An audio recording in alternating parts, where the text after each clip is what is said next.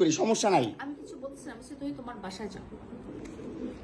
বাংলাদেশের আইন কতটা জঘন্য হইলে এর মতো একটা মহিলা ধর্ষণ মামলা আমাকে দিতে পারে? 50 বছরের একটা মহিলা আমাকে ধর্ষণ মামলা দিচ্ছে। তাকে কিভাবে ধর্ষণ হয়? তোকে কিভাবে ধর্ষণ হয়? সেটা তুই কোর্টে যে প্রমাণ করিস।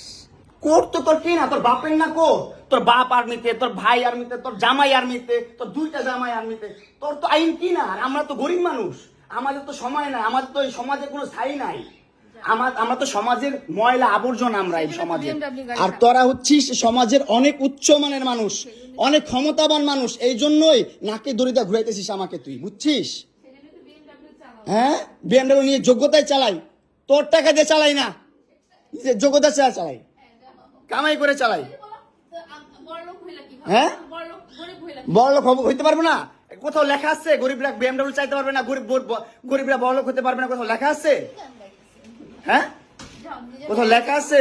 নাহলে ওই মেয়েদের বাসায় যাও, নাহলে নরসিংদী যাও, যেখানে যাচ্ছিলা সেখানে যাও। তোমার কাপড় চোপড় নিবা? অবশ্যই নিব। দাও, ব্যাক করে দাও।